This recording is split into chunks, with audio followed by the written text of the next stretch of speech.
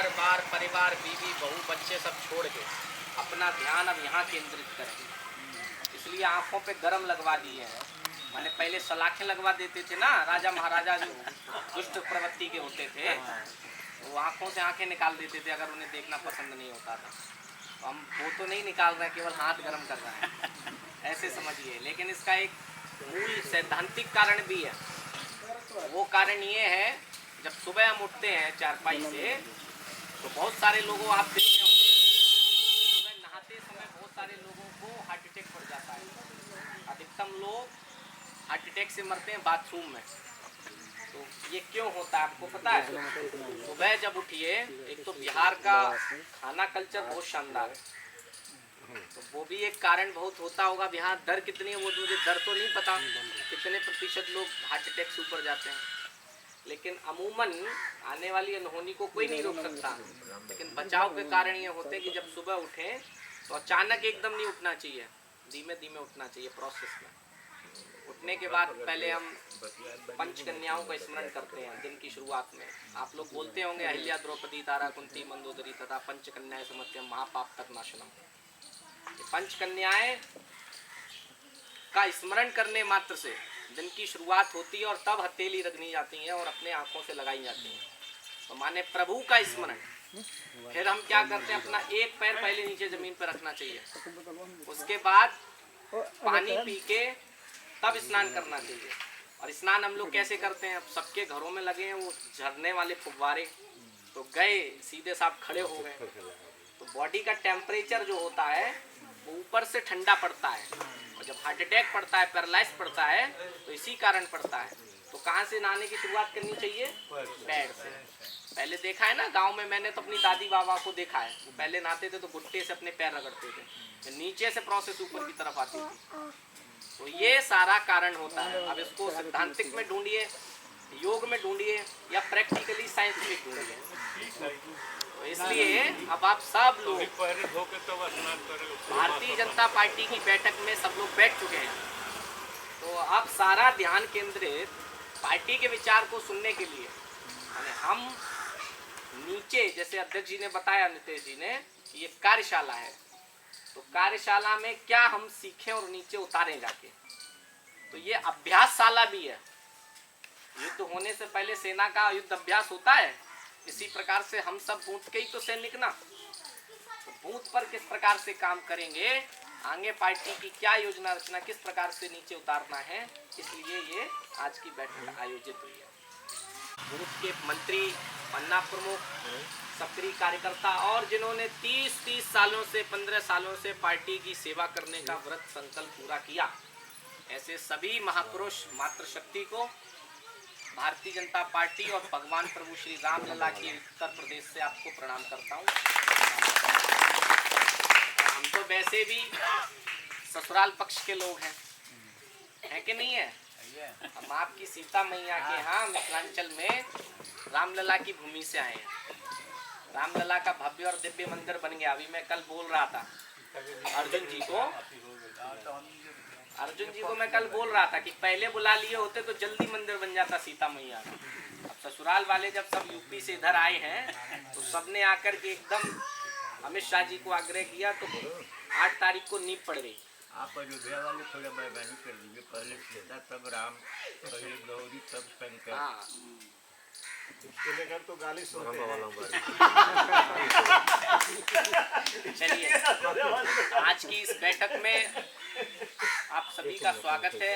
आज की इस बैठक में विधानसभा के संयोजक बहुत ही कर्मठ भाव से भारतीय जनता पार्टी मधुबन विधानसभा में प्रत्येक बूथ पर पार्टी का काम पहुंचे, इसके लिए दिन रात प्रयासरत आदरणीय श्री अर्जुन सिंह जी, इस मंडल के और विधानसभा के बहुत ही सुशोभित सुयोग्य मृदभाषी मंडल अध्यक्ष आदरणीय श्री नितेश शराफ जी, हमारे मंडल के महामंत्री सुरेश जी, पंचायत के अध्यक्ष और आदरणीय पूर्व मंडल अध्यक्ष जी, और जितने भी वरिष्ठ सम्मानित जन हैं, सबका नाम लेना थोड़ा संभव है, लेकिन आप सभी को प्रणाम है, आपकी उपस्थिति को प्रणाम है। हमारे बहुत ही कर्मठ और कई टेक्नोलॉजी को दुनिया को अपनी उंगलियों पे जो घुमाते हैं, ऐसे आदरणीय कार्तिक जी, साथियों, आज ये चोरमा की कार्यशाला, जितने बूथ अध्यक्ष आए तो पहले परिचय किया गया कि बूथ के अध्यक्ष BLA 2 ये कितने लोग हैं।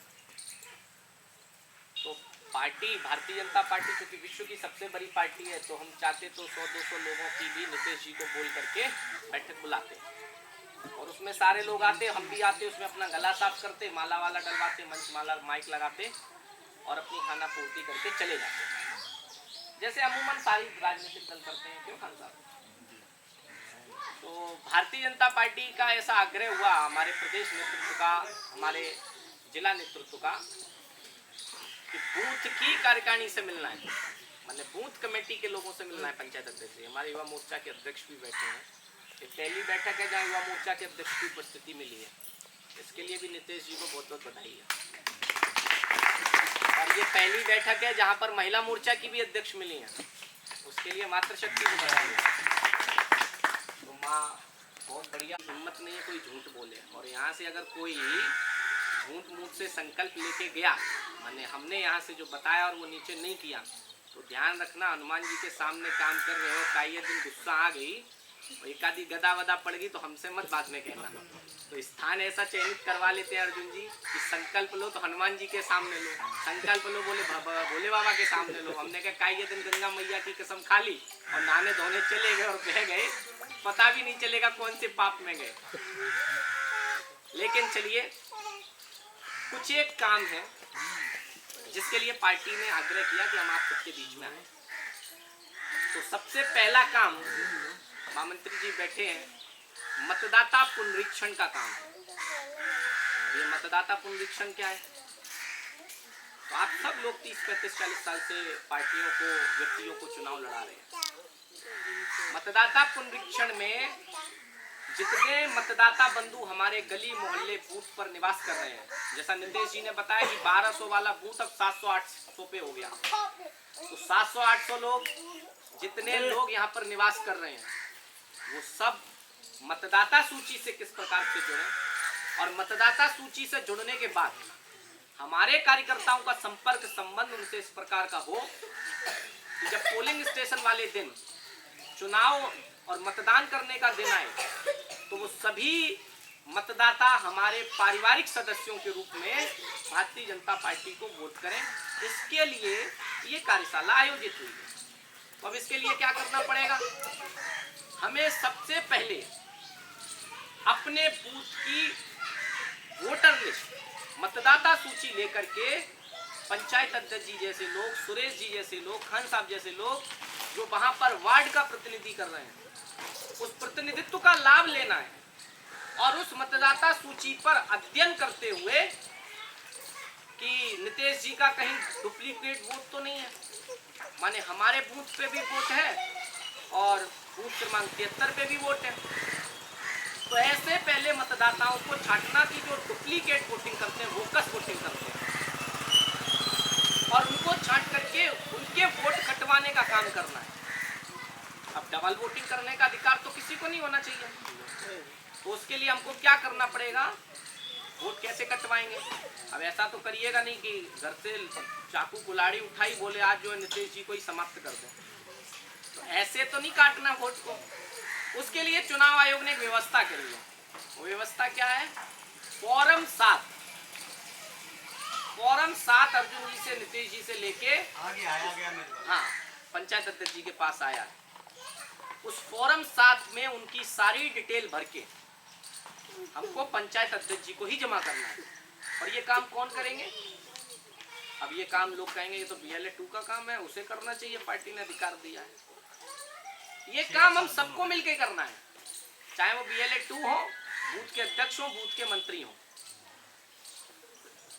दूसरा काम क्या करना है? गीता गिरी जी हमारी महिला मोर्चा की अध्यक्ष हैं, लेकिन बहुत सारी महिलाएं ऐसी हो जाती हैं कि जिनके मतदाता सूची से नाम नहीं जुड़ पाते हैं। मान लो आज ही BLO बैठा हो, BLO जिस समय बैठा हो उस समय कोई माँ बहन बेटी अपने मायके चली गई है, अब BLO तो अपना काम करके चला गया, तो इनका मतदाता सूची से आज नाम छूट गया, लेकिन वो वोट हमें देने वाली थी, लेकिन मतदान वाले दिन उनकी जब पर्ची नहीं होगी तो वोट नहीं दे पाएंगे। अब उस सूची के अनुसार भी हमको ये छांटना है कि सुरेश जी के परिवार के 15 वोट छूट गए, या कुछ वोट ऐसे हैं जो मुजफ्फरपुर, पटना, उत्तराखंड, उत्तर प्रदेश, दिल्ली में नौकरी करते हैं, या वो नौजवान साथी मतदान वाले दिन यहाँ पर वोट डालने आएंगे। तो पता करना कि सुरेश जी के 3 लड़के हैं, उसमें से 2 मुजफ्फरपुर है, 1 पटना है। तो सुरेश जी को बात करना और सुरेश जी से कहना कि अपने लड़कों का वोट यहाँ बनवाना है और वो वोट देने आए। अब सुरेश जी कहेंगे भारतीय जनता पार्टी हमें क्या देगी, क्यों हमारे बच्चे इतने दूर से वोट देने आएंगे। अब ये तो ठीक बात है, पार्टी तो कुछ नहीं देगी, लेकिन फिर भी अर्जुन जी ने, पार्टी ने, रणधीर जी ने ऐसी व्यवस्था करी कि अगर कोई मतदाता हमारे किसी बूथ पर 10, 20, 50 ऐसे कार्यकर्ता हैं, पहले तो स्वयं से ऐसी प्रेरणा लेनी चाहिए कि 5 साल में एक बार हमको वोट देने का समय मिलता है, तो पहले तो स्वयं से प्रेरणा लेके उनको वोट देना चाहिए। लेकिन फिलहाल कोई कार्यकर्ता इस प्रकार का है जो आने जाने में सक्षम है, उनके आने जाने की ट्रेन के किराए की व्यवस्था भी पार्टी करेगी। अगर ये भी नहीं कर सकते हैं तो चुनाव आयोग ने ऑनलाइन व्यवस्था भी बनाई है, उसके लिए रजिस्ट्रेशन अभी से कराना पड़ेगा, और वो रजिस्ट्रेशन वो लोग वहीं से मोबाइल पर बैठ के करेंगे चुनाव आयोग की वेबसाइट पर। तो जिस दिन पोलिंग का दिन होगा तो वो लोग वहीं मोबाइल से अपना वोट जिस पार्टी को देना वहां से डाल सकते हैं, लेकिन इसके लिए जागरूक होना पड़ेगा उन व्यक्ति। तो ऐसी सूचना कब बनेगी, जब बूथ पर हम बैठेंगे कि कितने नौजवान लड़के, कितने नौजवान ऐसे लोग जो बाहर नौकरी कर रहे हैं, तो उनको भी आग्रह पूर्वक वो हमारे मतदान वाले दिन हमारे बूथ पर आकर के वोट करें, अपनी परंपरा से जुड़े रहें, अपने घर से जुड़े रहें, अपने क्षेत्र से जुड़े रहें। तो ऐसे लोगों को सूची बना करके उस सूची को पंचायत अध्यक्ष जी को देना, और उसके लिए फॉर्म 6 से उन लोगों की डिटेल भर के, 12 प्रकार की कुछ डिटेल है, उसमें से एक डिटेल दे करके चुनाव आयोग में मतदान का पंजीकरण हो जाता है। तो फॉर्म 6 भर के उन लोगों का भी नाम मतदाता सूची से जुड़वाने के लिए काम करना है। तीसरा काम क्या करना है, तीसरा काम हमारा ये है कि बहुत सारे मतदाता मृत होते हैं, माने पिछली बार फलाने चचा वोट देने गए थे लेकिन इस साल निपट गए, लेकिन उनके भी वोट बने हुए हैं, लेकिन उसमें से हमें क्या ध्यान रखना है, ये महत्वपूर्ण चीज है। अब पता चले किसी बूथ पर आरजेडी के, जनसुराज के, कांग्रेस के 50 मतदाता हैं जो मृत हैं, लेकिन उनके वोट बने हुए हैं। उन लोगों को लोग क्या करते हैं कि फर्जी वोटिंग करते हैं। तो उसको रोकने के लिए हम लोगों को सूची बनाना कि बहुत सारे ऐसे कार्यकर्ता लोग थे जो पिछले कुछ समय में मृत हो गए, उनकी जानकारी भर करके आपत्ति दर्ज करना, उनके नाम, नंबर, पिता का नाम, एड्रेस केवल दे दीजिए कि ये लोग हैं, ये अब जीवित नहीं है, पंचायत अध्यक्ष जी या मंडल अध्यक्ष जी उस पर आपत्ति दर्ज कर देंगे। तीसरा काम, चौथा काम हमें क्या करना कि कुछ नए लड़के जिनको अभी अभी शादी हुई है, अब वो बहू बेटी कहीं दूर से आई हैं, अब यहाँ का वोट कहाँ है, पोलिंग कहाँ है, कौन वोट डलवाता नहीं बनवाता, उनको क्या फर्क पड़ रहा, तुम्हारी सरकार बने नहीं बने। तो ऐसी हमको जानकारी रखना कि पिछली बार हाँ सर्दियों के दिन थे तो उनके लड़का की हम लोग बारात में गए थे या लगुन खाने गए थे। तो ऐसे लोगों के नाम, नंबर चिन्हित करना कि कितनी बहू बेटियां हमारे बूथ पर, हमारे गांव में नहीं आई हैं, उनका नाम फॉर्म 6 के माध्यम से मतदाता सूची से जुड़वाना। पांचवा काम क्या करना हमको, आज चूंकि डिजिटल जमाना है, घर घर में मोबाइल है, तो बहुत सारे लोगों को दिए जा रहे हैं कि आपका काम केवल एक है कि नीचे जाकर के किस प्रकार से मोदी के खिलाफ, भाजपा के खिलाफ, सनातन के खिलाफ आप भ्रामक चीजें फैलाइए। अब वो भ्रामक कैसे फैलती हैं, बोले पासवान जी तुम तो मंडल के अध्यक्ष हो, तो मैं नहीं पता नरेंद्र मोदी जी ने आपका आरक्षण खत्म कर दिया है, संविधान खतरे में। अब जो नीचे का तबके का व्यक्ति होगा और उसको कोई ये बात किसी दूसरे पार्टी का व्यक्ति बताएगा तो क्या सोचेगा गांव गली गरीब का आदमी, हाँ यार पार्टी का नेता बता रहा, बड़का नेता बता रहा, वो संविधान खतरे में है। और जब ये संविधान खतरे में होता है तो क्या होता है कि अयोध्या में जिन राम के नाम पर हम पूरे देश में राजनीति किए, जिन राम के उत्थान का काम हमने किया, और हम अयोध्या भी हार जाते हैं, ये संविधान खतरे से ही तो हारे। तो लोगों को क्या जगाना कि जो दिन रात दिन संविधान की किताब लेकर के घूमते हैं, और जो कहते हैं कि संविधान खतरे में है, तो उनको आंख में आंख डाल करके बताना भारतीय जनता पार्टी के कार्यकर्ता है कि महिलाओं को 33% आरक्षण देने का काम नरेंद्र मोदी और भाजपा की सरकार ने किया। हमारे ओबीसी समाज के लोग, बीसी समाज के लोग आज नौकरियों में 35% का आरक्षण देने का काम नरेंद्र मोदी जी की सरकार ने किया। हमारे जितने संग्रहालय हैं, बाबा साहब के नाम पर राजनीति करने वाले लोग बाबा साहब के आज स्मारकों को, जन्मस्थली को करोड़ों रुपए से भव्य और दिव्य बना करके पूरे विश्व में उनका नाम चरितार्थ हो, इसके लिए नरेंद्र मोदी जी के दृढ़ संकल्प ने आज बाबा साहेब के सपनों को लेकर के गांव गरीब किसान तक को, अंतिम पायदान पर खड़े व्यक्ति को राशन मिले, भरपेट भोजन मिले, पक्की छत मिले, इसके लिए काम किया है। तो ऐसे भ्रामक वाले लोगों से लड़ने के लिए हमें क्या करना पड़ेगा? जितने भी मोबाइल धारक लोग हैं, स्मार्टफोन जो लोग चलाते हैं, उनके नाम नंबर का व्हाट्सएप ग्रुप कार्तिक जी के माध्यम से बनाया जाएगा। और उस व्हाट्सएप ग्रुप पे क्या करना है? बोले गांव की सड़क खराब है, विधायक जी का ग्रुप पे डाल दो। बोले गांव में लड़ाई हो गई, बोले विधायक जी का ग्रुप पे डाल दो। तो उसमें ऐसी कोई भी जन सुनवाई आपके लिए नहीं होगी। स्पष्ट क्लियर है। वो ग्रुप से हमको इसलिए जोड़ना है कि आगामी विधानसभा के चुनाव तक रणधीर जी कहां पर हैं, उनका कार्यक्रम किस प्रकार का है, या उनसे जुड़ी हुई कोई क्लिप है, पार्टी की कोई योजना की वीडियो है, ऐसी सारी जो चुनाव प्रचार की सामग्री है जो हम लोग अमूमन नहीं बना पाते हैं, वो हमारे टीम के कार्यकर्ता बना करके आपके शक्ति केंद्र पर आपके बूथ की जो जुड़ी समस्याएं हैं उन मुद्दों को लेकर के उस पर वो पोस्ट भेजी जाएगी। अब हम लोगों को क्या करना है? उस पोस्ट को डाउनलोड करना है अपने व्हाट्सएप पर, या अपने जो और मित्र हैं गांव में नीचे तक परिवार में, उनको फेसबुक, इंस्टाग्राम, यूट्यूब सब पर डालना है, शेयर करना है। तो ये डिजिटल जमाना है। तो डिजिटली रूप से तैयार होने के लिए कौन काम करेगा? हम ही आप काम करेंगे। अब नरेंद्र मोदी जी, जेपी नड्डा जी, नीतीश जी तो आके काम नहीं ना करेंगे। अच्छा, ये सब काम करना किस लिए है? बहुत सारे प्रश्न होते हैं कि ये करना, पार्टी के लोग आए हर बार आते हैं बता देते ये करना है। अब आप ही लोग जाएंगे नीचे, आप लोग तो भाजपा के कार्यकर्ता तो लिहाज है कि यूपी से आए भैया सुन लो इनकी, लेकिन नीचे वाले थोड़ी सुनते हैं। नीचे वाले कहते हैं क्या फायदा मिलेगा? जब आप वोट मांगने जाओ तो ये ध्यान रखना, गांव गरीब किसान का ही नहीं, अमीर से अमीर आदमी आपको अपनी संपत्ति दे देगा, रुपया उधार दे देगा, खाने को, कपड़े को, पहनने को सब दे देगा, लेकिन जब वोट देने का समय आता है तो 12 साल पुरानी चीजें याद रखता है।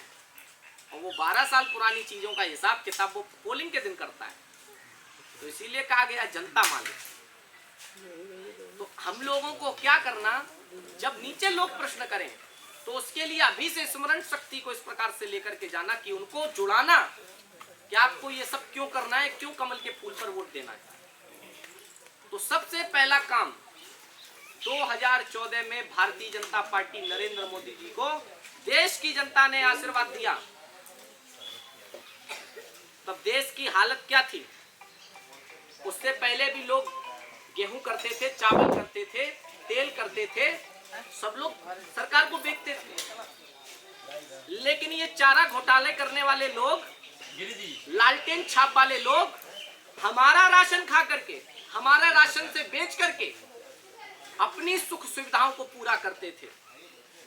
2014 में नरेंद्र मोदी जी की सरकार बनी और उनके दृढ़ संकल्प ने कोरोना की महामारी देखी तो कई देश भूख के कारण मर गए, उनकी अर्थव्यवस्था चरमरा गई। लेकिन ये नरेंद्र मोदी जी का साहस था।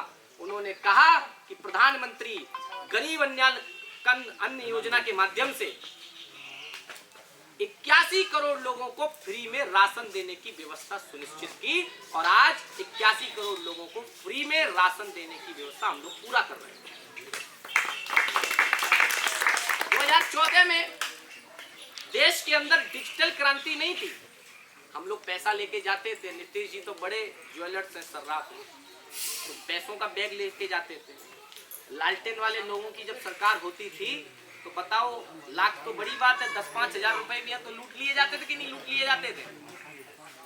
मोदी जी की सरकार बनी और हमने ये सुनिश्चित किया कि एक क्लिक के माध्यम से आज गांव गरीब का एक छोटा चाय का दुकान भी है तो वहाँ भी पेटीएम और फोन पे के माध्यम से पेमेंट होता है।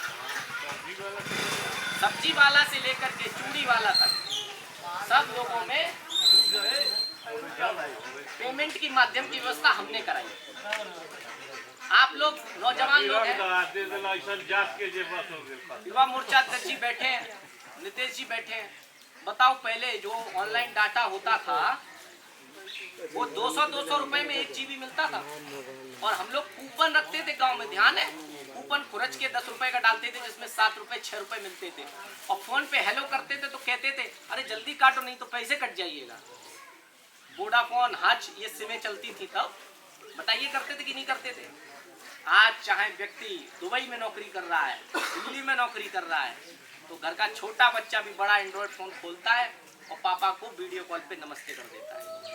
ये क्रांति, ये बदलाव की शुरुआत मोदी जी के संकल्प से पूरी हुई साथी। ये डिजिटल क्रांति लाने का काम हम लोगों ने किया। आज तो सब लोगों के अकाउंट होंगे, खाते होंगे।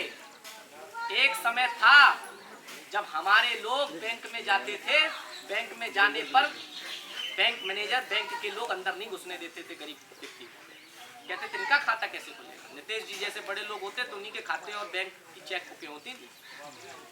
मोदी जी की सरकार बनी साथियों, मोदी जी ने कहा कि देश के प्रत्येक व्यक्ति को खाते खुलाने का अधिकार मिलना चाहिए। वो अपनी मर्जी से अपने बैंक में अपनी जमा पूंजी रखे, ये सुनिश्चित होना चाहिए। तो साथियों, जनधन योजना के माध्यम से फ्री में हमारे बैंक के खाते खोले गए और केवल खाते नहीं खोले हम लोगों ने साथियों, किसान सम्मान निधि के माध्यम से साल में 3 बार 2-2 हजार रुपए देने की व्यवस्था भी हमारी सरकार ने पूरी की। पहले की सरकार, कांग्रेस की सरकार के प्रधानमंत्री जी का वक्तव्य आप सब लोग सुने होंगे, बोले हम दिल्ली से 1 रुपया भेजते हैं और नीचे तक लोगों तक जाते जाते वो 15 पैसे रह जाते हैं। मोदी जी ने कहा कि हम ऊपर से एक बटन दबाएंगे, 2000 के 2000 रुपए गांव गरीब किसान के खाते में पहुंचेंगे। आज से पहले जिन लोगों ने 60 साल इस देश पर शासन किया, वो लोग प्रधानमंत्री जी से पूछते हैं क्या उन्होंने गांव की गरीब महिलाओं के दुख दर्द को नहीं देखा। सुरेश जी बैठे हैं, इनके घर में अगर बहू बेटी ब्याह करके आ जाए, इनकी ऐसी स्थिति नहीं होती थी, खाना खिला देते थे बच्चों को, ये बड़ी बात थी, लेकिन शौचालय जैसी व्यवस्था नहीं बना पाती थी। नई बहू बेटी गांव में शर्म से, लिहाज से खेतों में शौच करने जाती है। मातृशक्ति बैठी है, इस वेदना, इस दुख को कोई भी बात करने से कतराता था, शर्म महसूस करता था।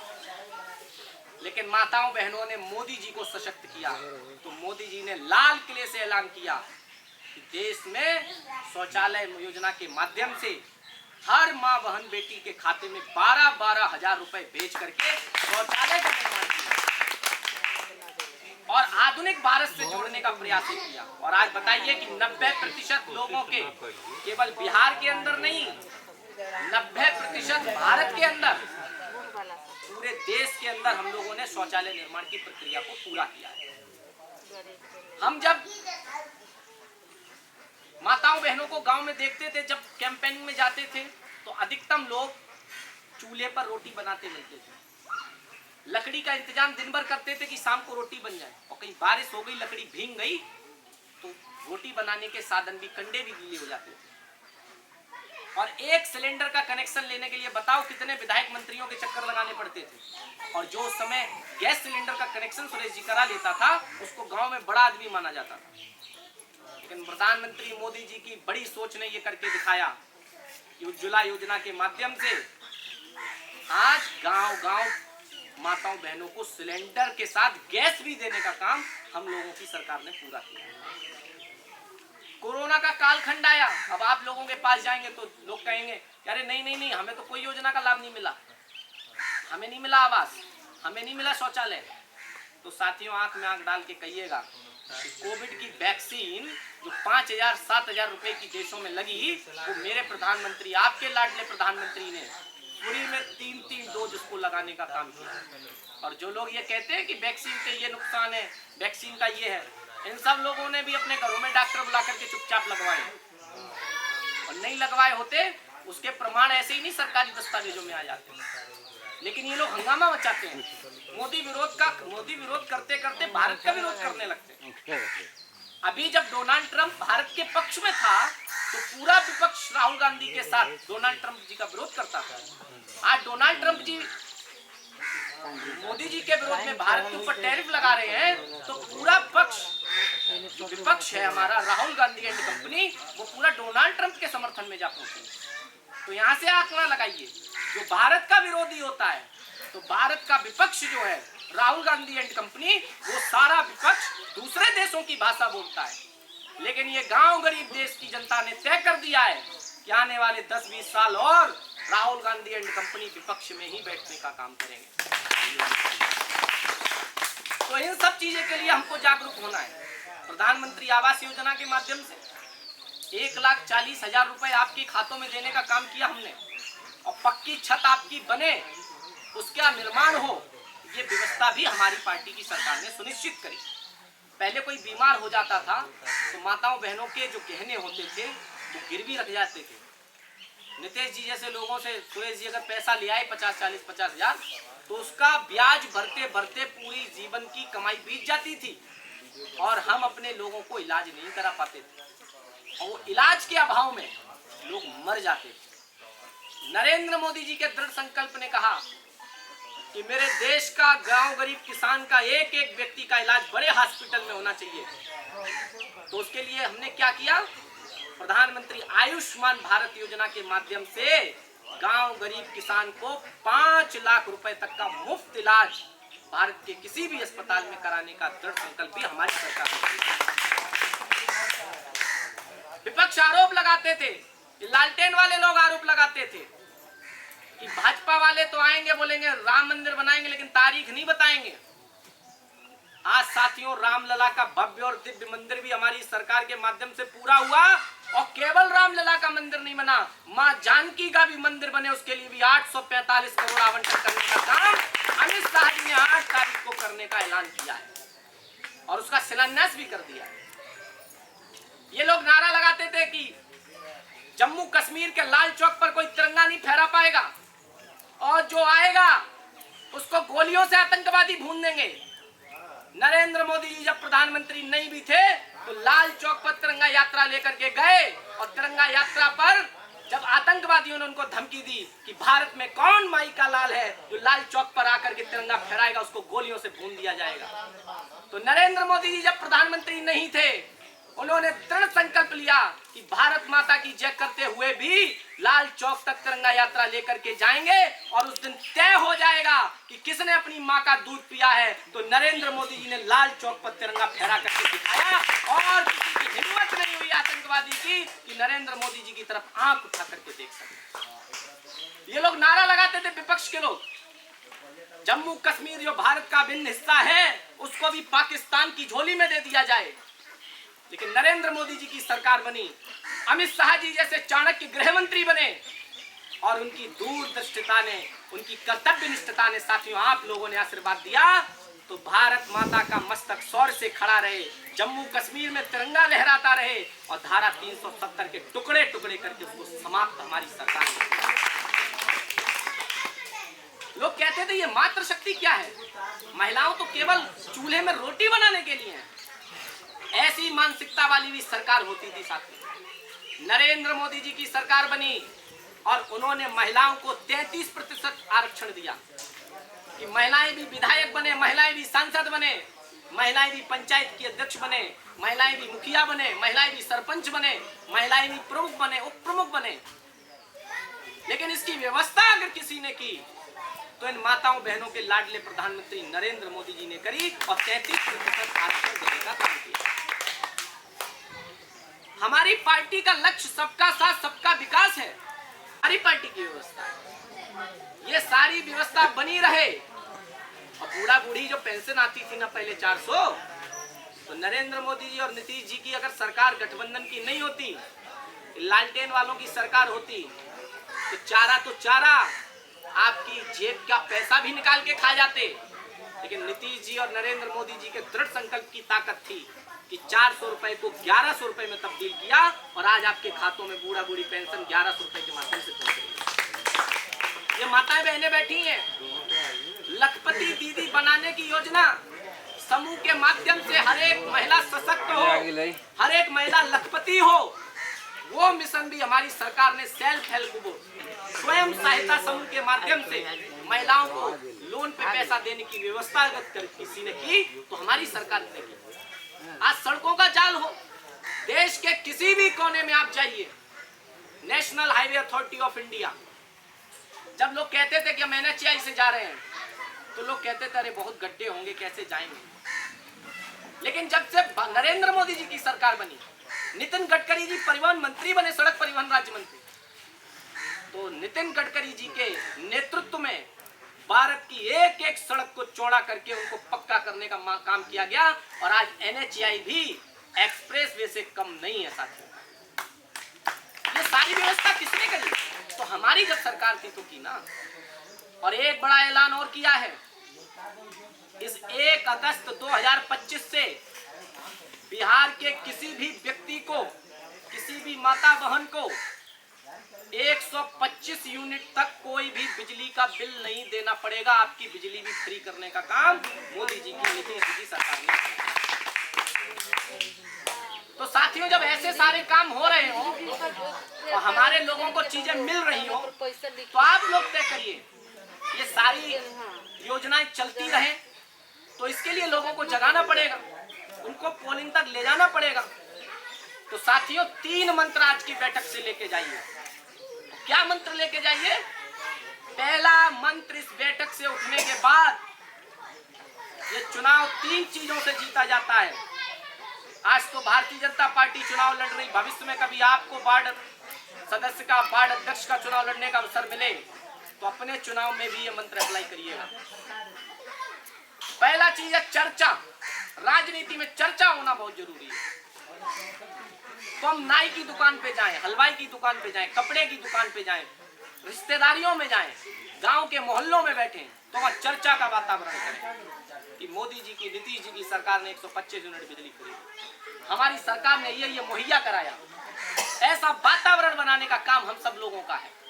और दूसरा काम पर्चा का आता है साथियों, नामांकन जिसे कहते हैं, नॉमिनेशन जिसे कहते हैं। तो पर्चे की तैयारी आज से करिए अपने अपने बूथ से कि जिस दिन नीतीश जी का, पंचायत अध्यक्ष जी का, सुरेश जी का फोन आएगा कि आज रणधीर जी का नामांकन है, तो मैं अपने बूथ से 50 मोटरसाइकिल, 10 4 व्हीलर लेकर के जाऊंगा। और पर्चा का आगाज इतना प्रचंड होना चाहिए साथियों कि लालटेन वालों की वहीं पर बत्ती बुझ जाए, वहीं से घर बैठकर जमानत।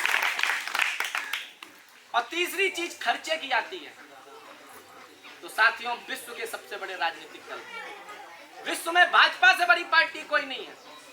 तो भारतीय जनता पार्टी के प्रतिनिधि होने के नाते आप सबको विश्वास दिलाता हूं, खर्चे में भी भारतीय जनता पार्टी आपके लिए कोई कोर कसर नहीं छोड़ेगी। ऐसा ऐलान भी आज सबको। तो 3 चीजें लेके जाना, चर्चा, पर्चा, खर्चा।